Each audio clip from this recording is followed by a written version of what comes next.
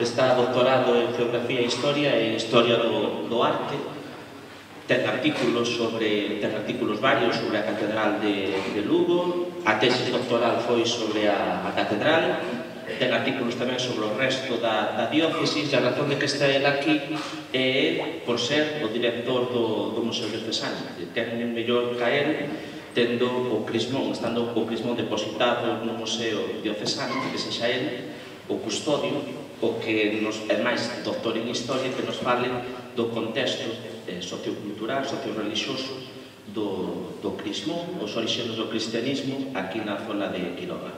Cumple 100 anos o crismón dentro dos fondos do museo, leva máis tempo en Lugo, pero este ano son 100 anos dentro do lugar, na ubicación na que leva 100 anos no Museo Diocesano. Pareceu-nos unha efeméride redonda precisamente para dar a coñecer un pouco o contexto, porque o crismón creo que é coñecido por todos, porque o temos na igrexa da Ermida, vémolo todos os domingos, pero quizáis o que había ao redor do crismón, que non se circunscribía solo á parroquia da Ermida, senón tamén o concello de Quiroga, Ribas de Sil, o Cabrera, unha extensión máis ampla. Pois non me vou entretener máis, porque ás 8 eu teño que estar na igrexa do hospital e non vides para escoitarme, que xa me escoitades todos os domingos, senón aquí a Don Marcos. Ben, pois o primeiro de todo, moitísimas gracias a todos os que estades aquí hoxe. En primeiro lugar tamén a Don Jesús Ríos Ramiro por ofrecerme a posibilidade de que venga aquí a esta famosísima terra de Quiroga. Para mí é un inmenso honor vir a terra do crismón de Ermida, porque realmente é unha peza que teño diante liña todos os días. É unha peza, se non a peza máis coñecida a nivel de historia en Galicia, por aí andará. É un auténtico tesouro. Poder vir aquí a terra onde fai case 75 anos Ángel del Castillo, que foi o primeiro que fixe un artigo de investigación sobre o crismón, veu aquí, a feito do párroco, e pediulle se podría ir á igrexa da Nosa Señora da Ermida de Quiroga. Deixoulle moi pouquinho tempo, o tempo que había entre unha misa e outra, aí comenzaron os estudios dunha peza que xa veredes é impresionante. Ben, o primeiro de todo porque estou aquí, primeiro por a invitación do párroco de Don Jesús Ríos Ramiro, pero tamén porque se celebran dúas cousas este ano. O primeiro lugar, o xubileo 2025, a igrexa da Nosa Señora da Ermida de Quiroga é un dos santuarios que o noso obispo, Alfonso Carrasco Routo, seleccionou para ganar a indulxencia, algo que é moi importante. E tamén porque, como dixo anteriormente Don Jesús, o crismón da Ermida de Quiroga fai 100 anos que chegou aos fondos do Museo Diocesano. O Museo Diocesano ten unha longuísima existencia, fundouse no ano 1917, fundou un sacerdote, Alfredo Lorenzo López, e moi pouquiños anos despois chega a esos fondos que estaban no Seminario Conciliar, chega o crismón da Ermida de Quiroga.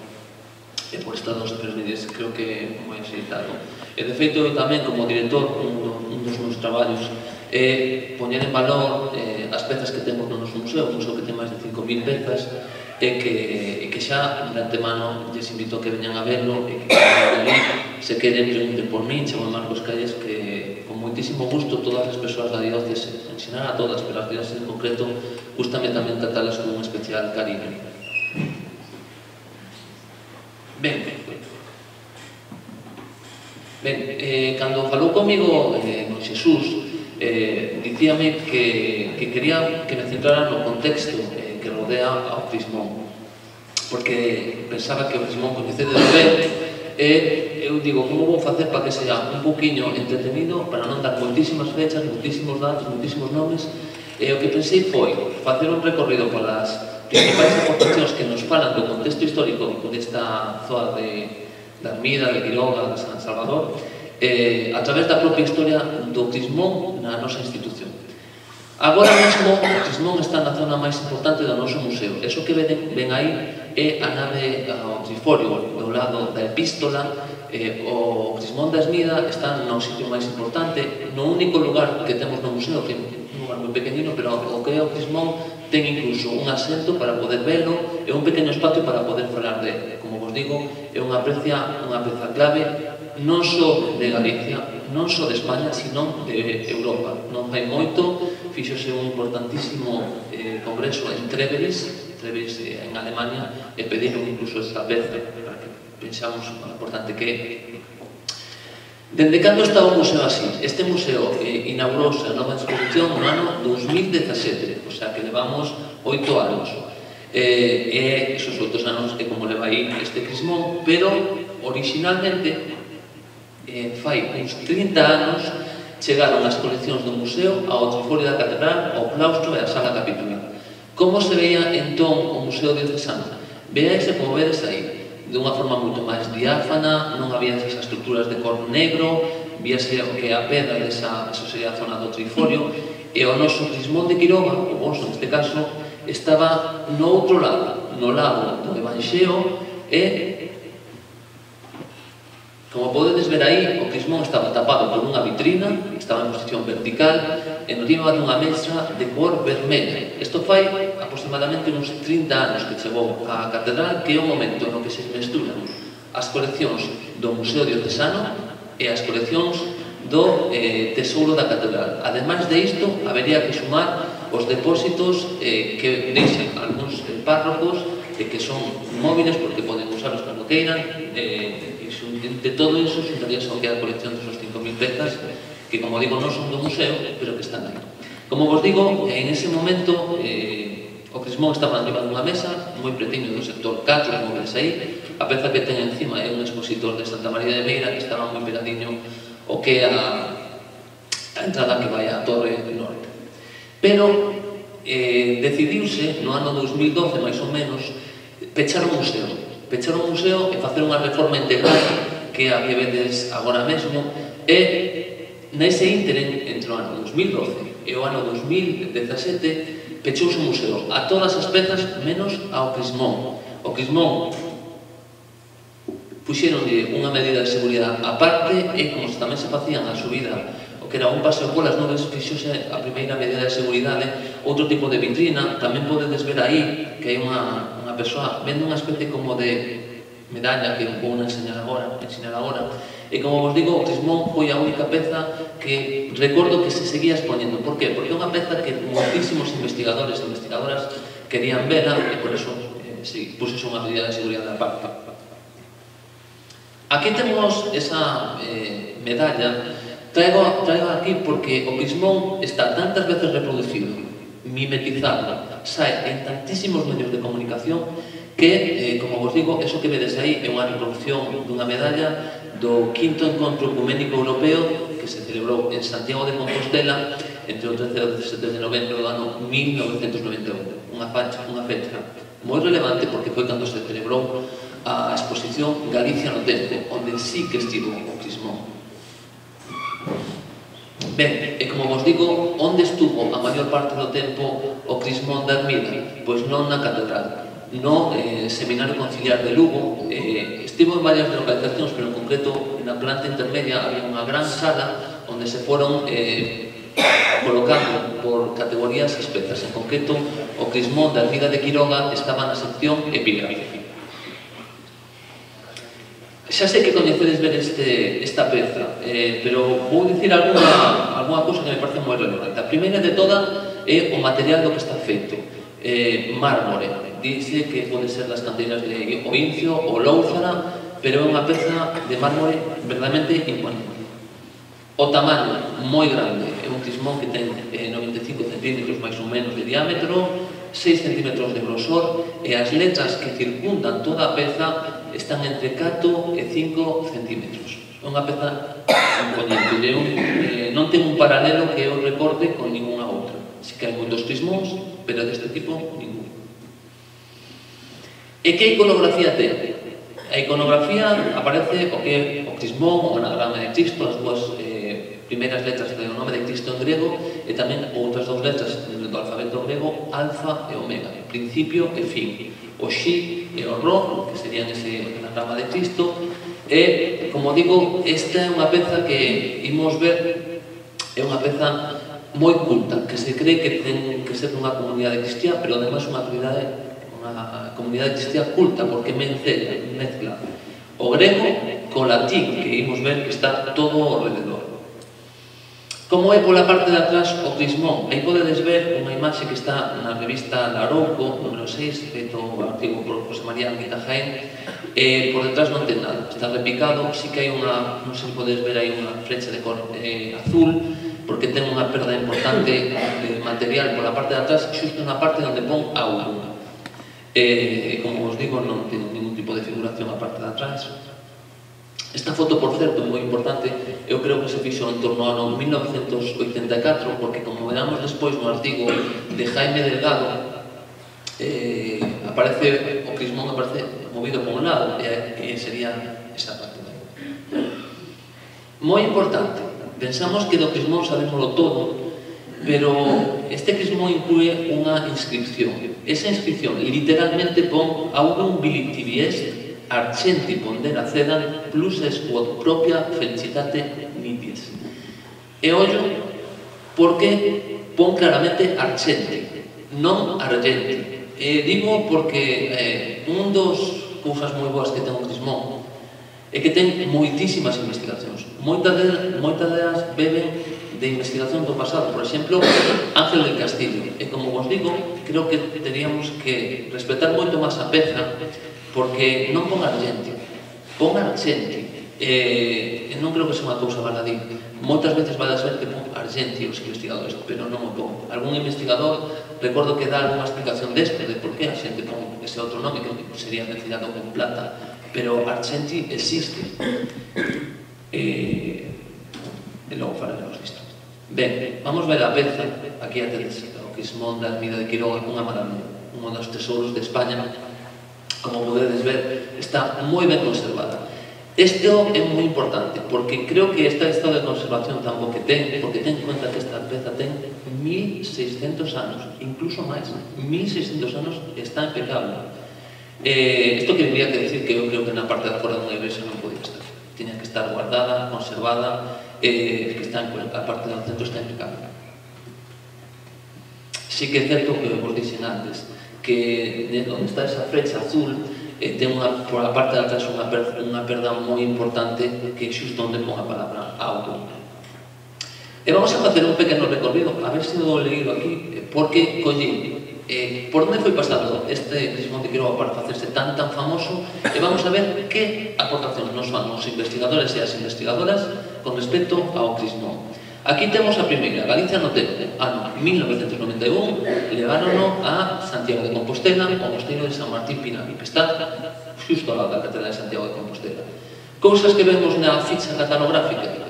O primeiro que di non vos vai gustar, porque pon crismón de Quiroga.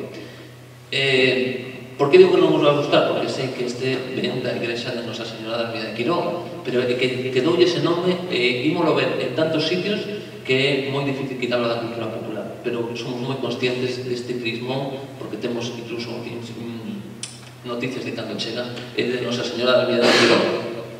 E outra cosa moi importante, ben, aquí vou me quedar con esta aportación porque é moi importante. O que nos din no ano 1991 sobre este contexto é que dice a aparición deste tema no texto do disco de a ermida co seu significado moral e religioso evidencia a presencia de elementos cristiás cultos na comarca de Quiroga. Efectivamente, non se pode decir máis claro. Está dicindo que detrás desta peza hai algo moral e religioso que fala dunha comunidade cristiana. Creo que é moi acertado que digo. Outra exposición moi coñecida, Galaecia Pétrea, ano 2012, e tamén en Santiago de Compostela, neste caso na Cidade de Cultura. Díxome o párroco don Xesús que a réplica que está agora mesmo na ermida de Quiroga, que é a réplica que estaba en Galicia Pétrea. Pensaba que non, pensaba que era en Templo Soborno. Pero nesta exposición tamén van dicir unha cousa moi importante. A ver se do leído, aquí pon.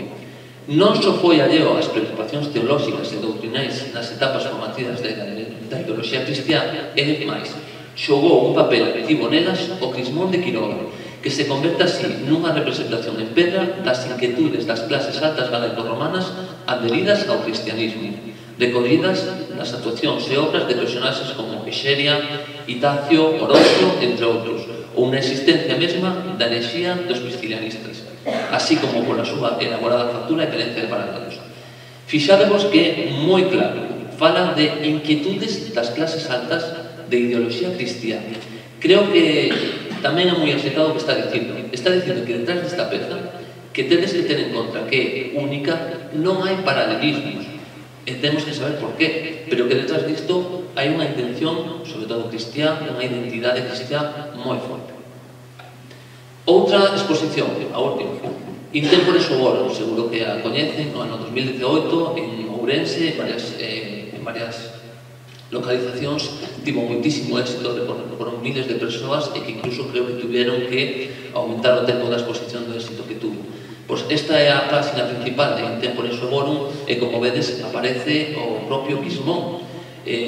Por qué? Porque hai todo tipo de investigacións, pero a maioría delas falan de que o Quismón, como vedes na ficha da exposición Galicia no tempo, di que do século V. Entonces sí que podía ser do tempo dos sueños, pero moitas outras, entre os que incluo, creo que esta peza do século IV, e logo veremos por qué. Vamos a seguir vendo cousas do Quismón. Isto que vedes aquí é do ano 1925, é o momento que chega o Quismón ao Museo Diocesano. É nun periódico que se chama La Voz de la Verdad, actualmente é unha tenda que se chama así, é unha biblioteca, unha librería que hai en Lugo, e fixadevos o que nos di. Estamos falando no principio do museo tamén, Entre los preciosos ejemplares que encierra este museo, que solo cuenta con 5 o 6 años de existencia, figura ingresado estos días uno que, instalado en la sección de epigrafía, es objeto de estudio y contemplación de cuantos visitan aquel lugar, donde poco a poco se van reuniendo monumentos arqueológicos de gran valor. Evidentemente, refírese ao Quismón, porque xa vedes que a nosa dereita pon arriba esa transcripción, ao Luminiti Vies, e tamén considero moi importante o que nos aporta xusto na chegada do Quismón, que foi no mes de agosto, e di que foi retirado do altar maior onde estaba facendo de área. É unha noticia xusto do comenzo das investigacións. É moi importante ir para atrás no tempo, porque como hai tantísimos artigos do Quismón, canto máis pura sexa a fonte, máis preto estaremos da verdade. Quen fai a primeira investigación potente do Quismón da ermida de Quiroga? Ángel del Castillo, vai ser unha persoa moi importante, vai falar co director técnico do museo, que era Luis López Martí. Luis López Martí foi o que fixo as excavacións de Santa Eulalia de Bóveda e posteriormente foi o primeiro director do Museo Provincial de Lugo.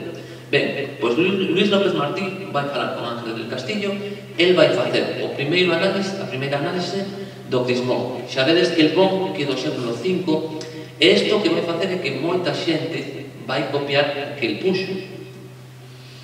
Voume quedar con isto porque tamén aparecen algúns datos que eu nunca cheguei a confirmar. Por exemplo, pon aquí que foi sacado no ano 1887. Sabemos que chegou no 1925, pero non sei onde sacou este dato. Isto é moi importante porque para os investigadores como eu, todo o que non poña unha fonte, por exemplo, un libro de fábrica, hai que poñerlo en duda. Non sabemos onde sacou este dato Ángel del Castillo. Despois, moi poquinho despois, un libro moi importante, aquí o vedes, Zacarías García Villada, escribe a Historia Eclesiástica de España. No tomo 2, no 1, que aprendei, no 2, está falando do Quismón, eles van a propoñer algúns argumentos de que podía ser o Quismón, que faría ali e de onde había sacado. Moi importante, xa vos digo, Zacarías García Villada. Pero o máis importante vai ser este señor outra vez, porque no ano 1947, fai aproximadamente 75 anos, consigue contactar co párroco de Nosa Señora da Ermida de Quiroga e convenceo para que entre unha misa e a seguinte dun domingo, o sea, moi poquito tempo, poda revisar a igrexa. El vai nos facer unha descripción do que atopa aquí. Por qué? Porque el creía, penso que teña razón, que o Quismón da Ermida de Quiroga non era unha peza illada, senón que formaba parte de outra cousa. Aí podedes ver como el di unha basílica do século V en el Valle de Quiroga. Estamos poñendo en situación de unha comunidade cristiana moi importante. E que nos di nese momento, fai 75 anos, Ángel del Castillo? Vou ler textualmente: la iglesia perteneció a la Orden de San Juan de Malta, y en nuestra rápida visita pudimos señalar un hermoso capitel de pilastra de mármol también, colocado en el coronamiento de un muro al que parece adaptado, que hoy queda en la sacristía. Tiene otro elemento decorativo principal, dos órdenes de hojas de acanto y unos extremos en los ángulos en forma de asa, por el hueco que ofrecen, muy curiosos por lo raros. Luego, en diversos lugares de la iglesia hallamos dos bases de columnas, también de mármol, medio empotrados en los muros, haciendo de pilas de agua bendita, una de 42 centímetros y otra de mayores dimensiones. Por último, hallamos en el pavimento de la nave de la iglesia una gruesa losa de mármol de 2,35 metros de largo por 50 de ancho, a lo que será necesario darle la vuelta. No lo pudo hacer. No tuvimos tiempo de lavar el pavimento. Esto dio porque él considera en ese vistazo que hay otras pedras que él piensa que tamén poden ser de mármol, pero non tuvo tempo de poder limpiarlo e confirmarlo. Acaba dicindo: de momento es cuanto hemos podido localizar en nuestra rápida visita. Como vedes, xa pon o mapa non só na peza, senón na localización da mesma, a igrexa de Nosa Señora da Ermida de Quiroga. O éxito do Crismón ao largo da historia non sería capaz en 3 días de estar recollendo cantas veces vin o Crismón nos distintos medios. Por exemplo, fai 50 anos, no periódico El Progreso, o 21 de xuño, di o seguinte, bueno, xa vedes que aparece unha foto do Crismón, e di o seguinte: la huella de la civilización romana, non lo doy aquí,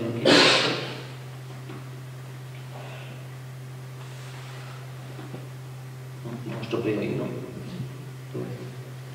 Bueno, la huella de la civilización romana es evidente en toda la provincia. Así, el templo de Santa María de Bóveda, descubierto en el año 1926, las famosas ferrerías de Lincio, Ferreira de Pallares, Caurel, la obra de romanos perforando el monte Peñacuervo en Montefurado, llamado antiguamente Monte Ládico, el puente de Barza de Lor en Quiroga, situado en un paraje abrupto de gran belleza, y tantos otros testimonios. Y recalca: merece mención aparte el magnífico crismón de la ermita de la Virgen de los Remedios de la Ermida de Quiroga. A ver si lo hemos salido de aquí.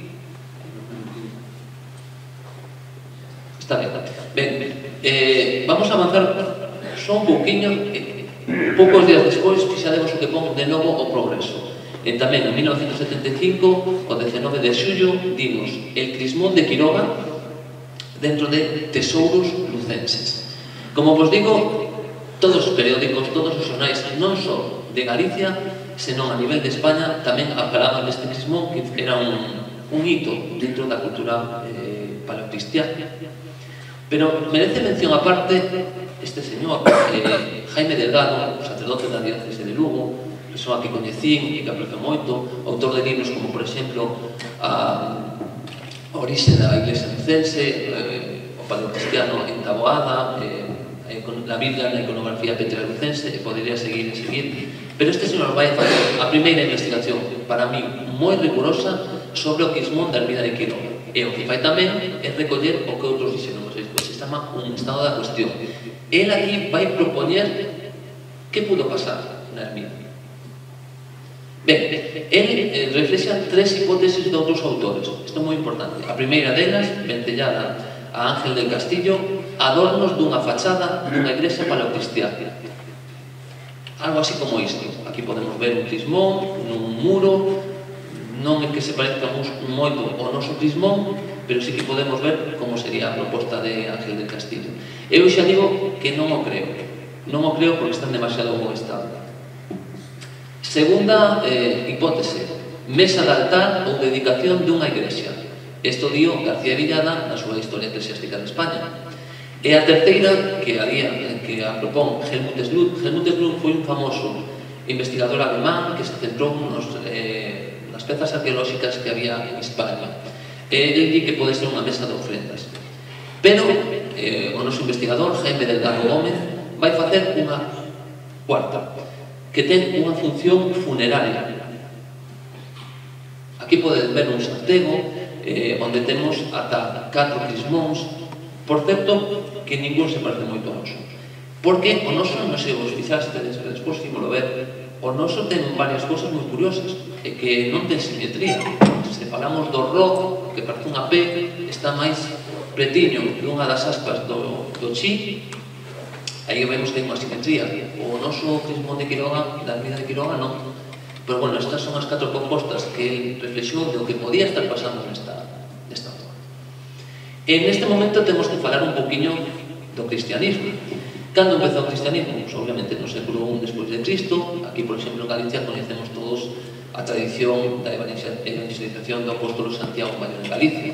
Dentro de isto hai unha figura que eu coñezo moito porque traballo na Catedral de Lugo, no museo, que é San Capito, primeiro obispo de Lugo. Non nos poden estranar porque o comenzo do cristianismo foi nas cidades, vale? E Lucus Augusti era un urbe romano. Unha fecha que creo que tedes que ter moi en conta. Ano 313, o edicto de Milán supón unha liberdade religiosa. Por fin o cristianismo vai a poder ser libre nos tempos do emperador Constantino, e quedamos con esa fecha porque é moi importante tanto Constantino como os sucesores, Constantino II, Constante II, e sobre todo Magnencio o usurpador. Século IV, a finales do século IV fallece Cristiliano. Seguro que son este nome, unha persona moi importante na cultura galega, e que algúns autores lo enseñan incluso este crismón de Quiroga. Eu tampouco o creo. Século V puxen aí o crismón da Igrexa de Santa María da Ermida de Quiroga. É unha proposta, como digo, moita outra xente pensa que do século IV.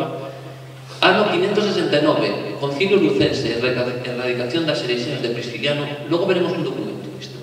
Pero sí que é certo que Prisciliano, que nacera en Galaecia, o obispo de Ávila, tiña unhas propostas dentro desa cultura cristiana e esa identidade cristiana que calaron moi fondo, sobre todo no medio rural. Ano 665, seguro que os sona tamén, Fructuoso do Berzo, Fructuoso de Braga, unha persona moi vencida do movimento dos mosteiros eremitas e que tivo unha influencia trascendental que os fallece nese século VII en segunda metade. Ano 711, a invasión musulmán moi rápida por toda a Península Ibérica. É certo que no norte tivo unha influencia un pouco menor, pero sí que ese avance do cristianismo freouse en un momento e tivo que ver a reconquista.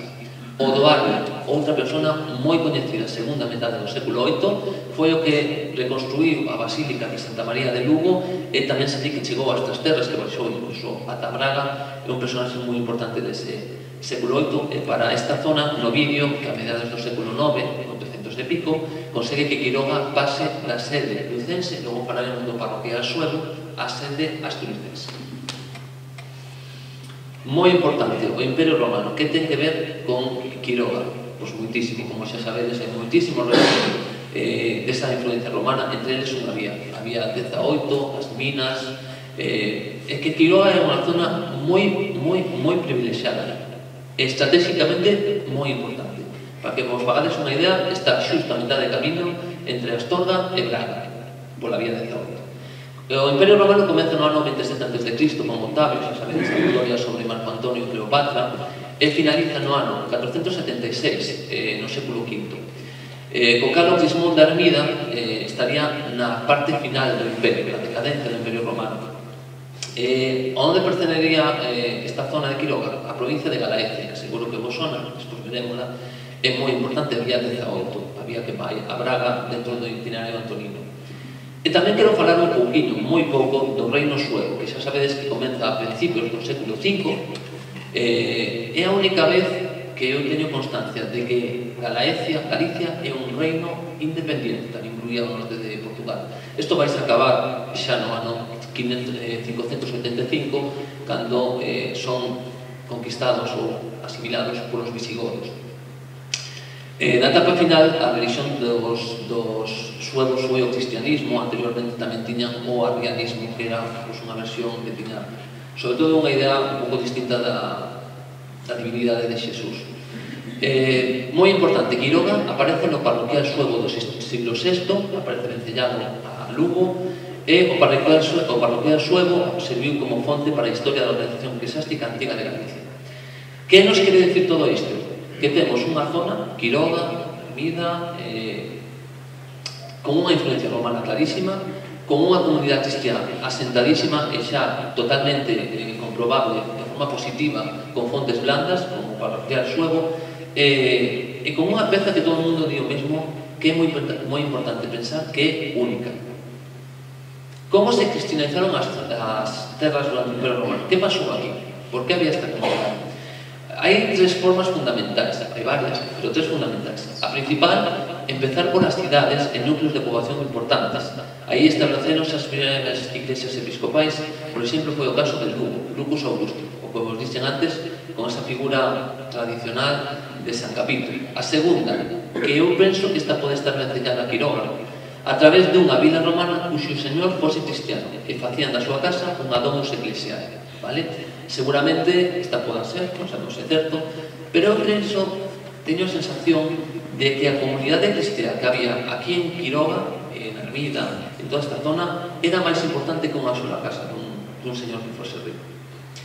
E terceiro, a través dos eremitorios que chegan á xeografía rural, temos que pensar que no parroquial Suevo a zona máis poboada non era esta zona.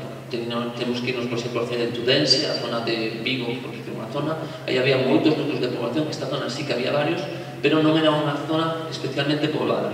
E un cuarto medio de transmisión da religión é a través do exército.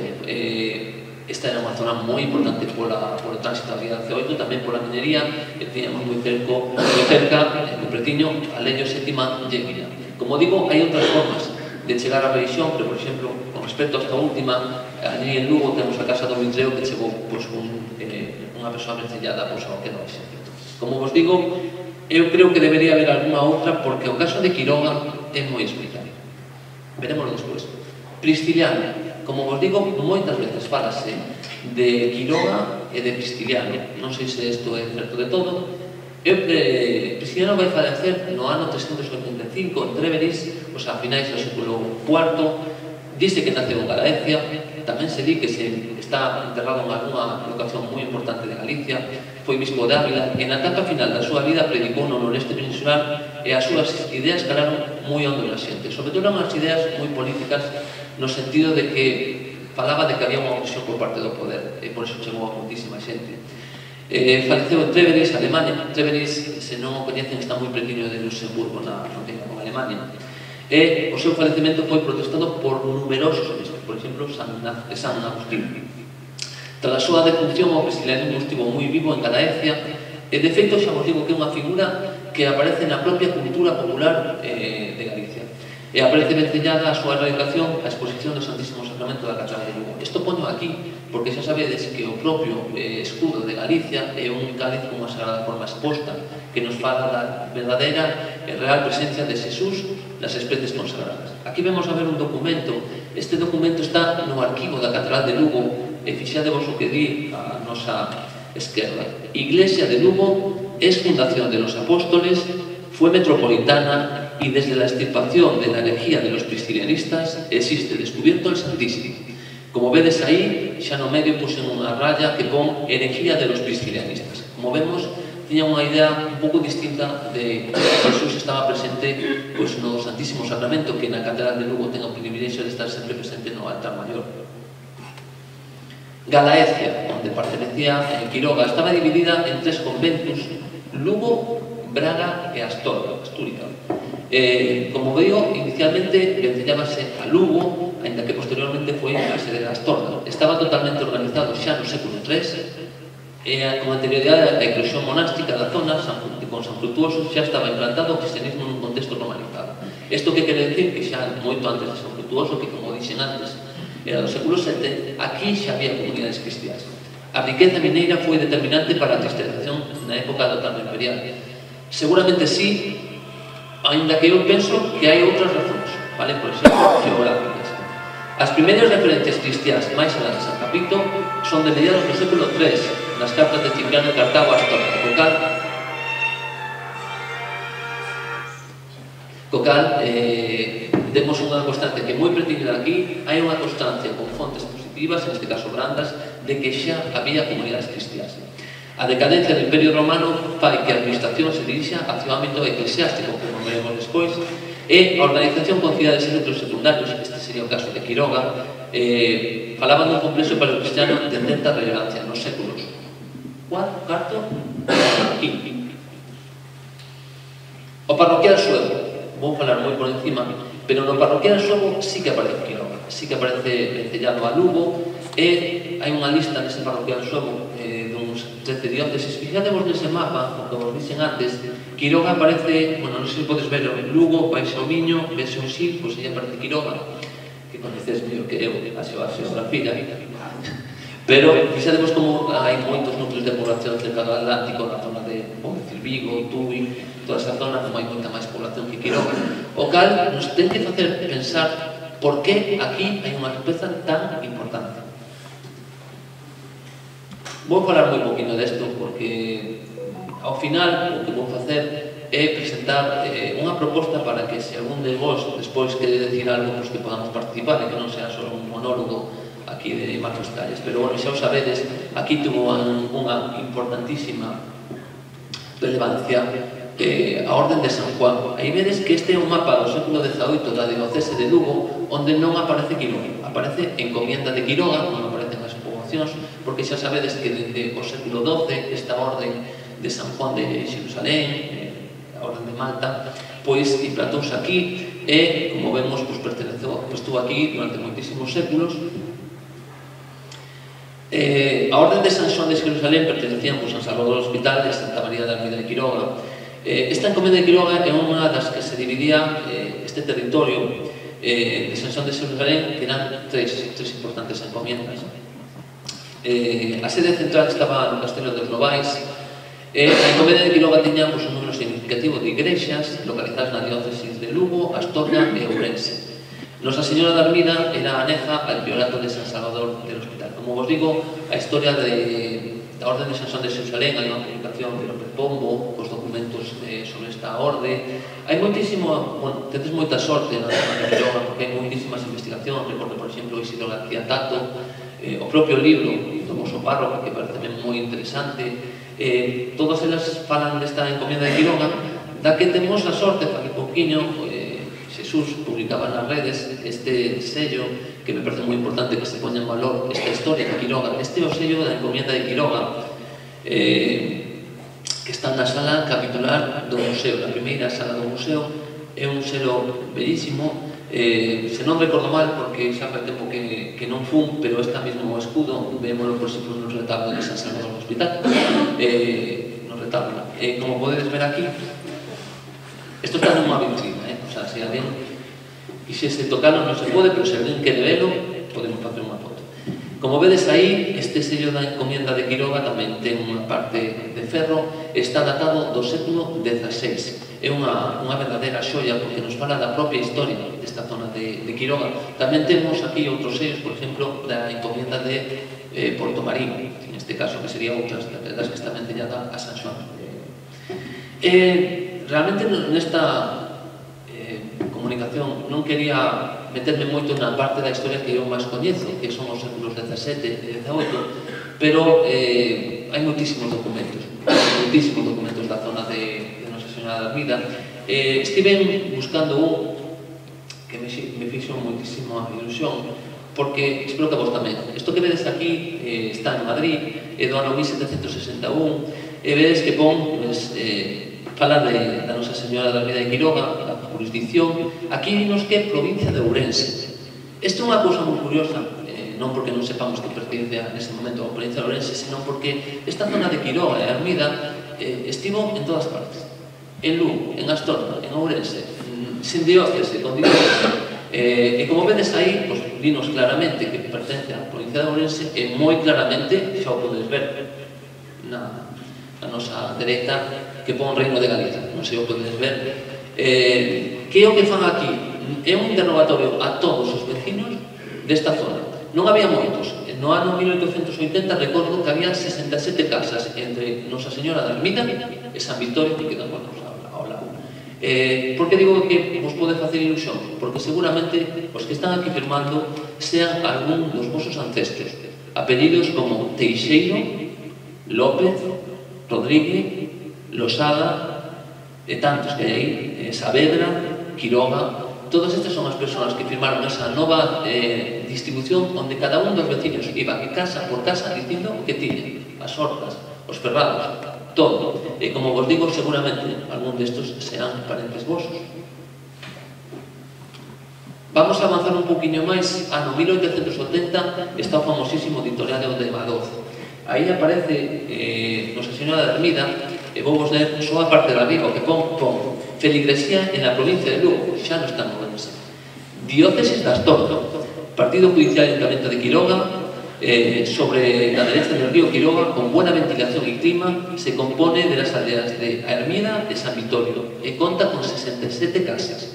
Estamos falando da propia historia desta comunidade cristiana que foi crecendo, e por iso, ainda que non ten moito que ver con esta comunicación, sí que non puiden evitar poñer ao final un poquinho da situación actual desta parroquia da Ermida, desta zona, porque é moi viva.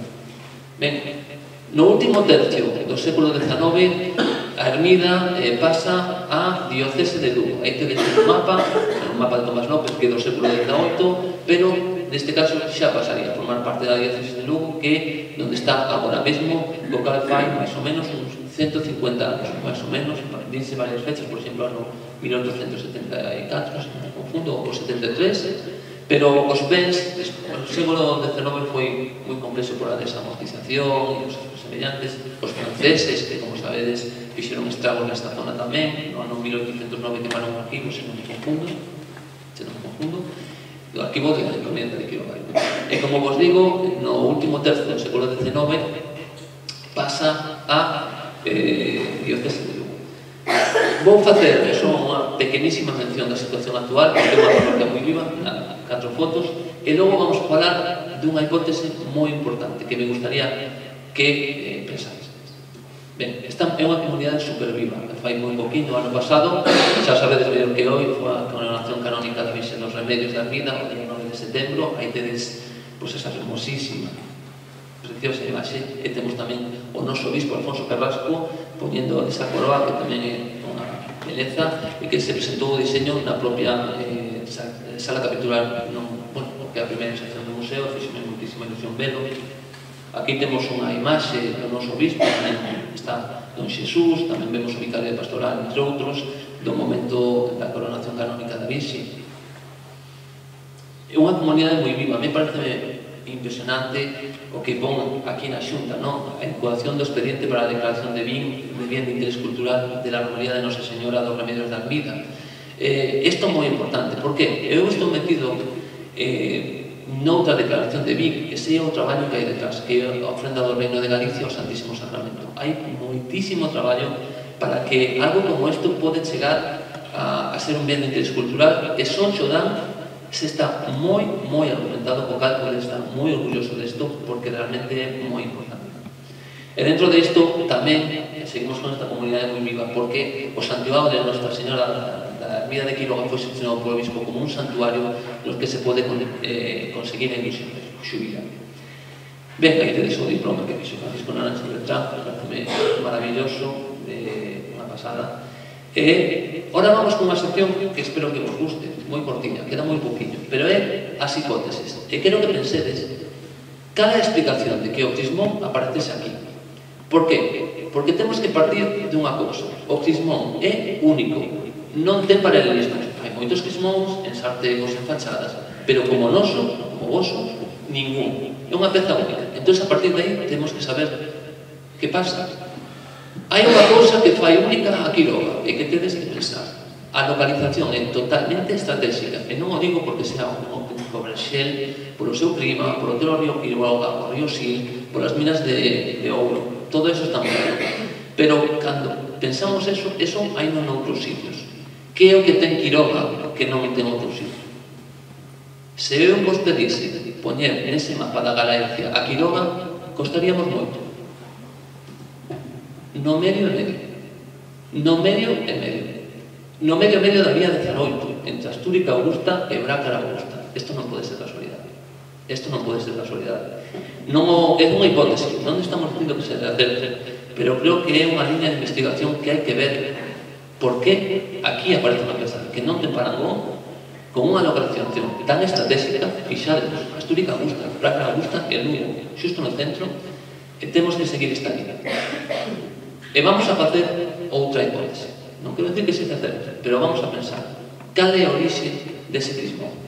Hai unha cousa que está clarísima, que decían nas exposicións.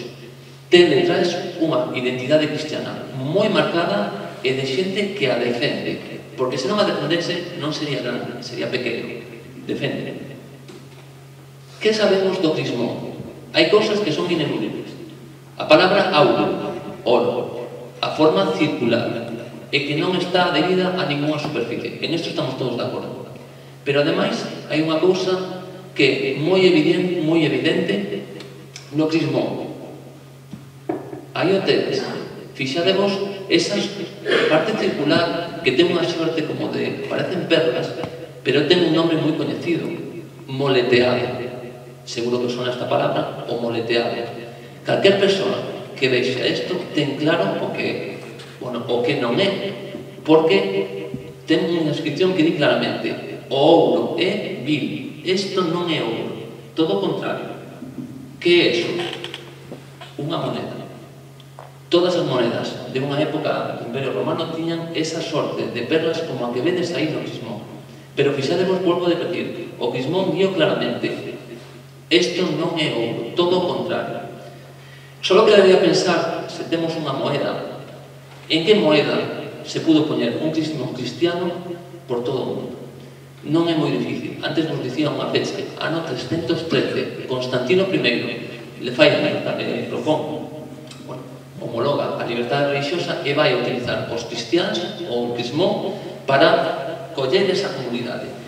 Vos credes que en todo o mundo gustolles isto? Ben, pois imos buscar outra cousa, porque o voso crismón, o crismón da ermida de Quiroga, ten outras características. Como vos dixen, non son crismón, fixadevos que ten, se vemos o ro, o que parece unha P, ten unha forma como de puntiña, non se o podedes ver. Tamén esa P está máis pretiño do lado esquerdo que do dereito, non é simétrico, creo que é bastante evidente. Tamén vemos como aparece o omega no medio, e tamén vemos que as aspas do xi teñen como unha forma moi característica. Cando eu o vi, xa me din conta, non é moi difícil atopar unha moeda que aparece así. Aí a tedes. Está vinculada a un emperador Magnencio ou usurpador, pero realmente as analogías son moi importantes. Moi importantes. Pero quero dicirvos, podemos ver outra moneda, esta sacada dunha revista que a revista de iconografía medieval, e temos que pensar que agora mesmo isto sí que cobra sentido, porque eles o que din é que o ouro é vil. O que ten dentro o importante, a religión cristiana, a ideoloxía cristiana, non se pode medir. E eles están facendo unha auténtica reclamación da súa propia ideoloxía e, sobre todo, retando a quen o estamos ponendo. Como vos digo, esta é unha hipótese, temos que seguila, estamos analizando moitísimas monedas para ver que pode ser, pero o máis importante é que eles renegaban do ouro. Aquí non había ouro. Isto o máis importante era a comunidade que estaba aquí na Nosa Señora da Ermida de Quiroga e na zona de Quiroga. Moitas gracias.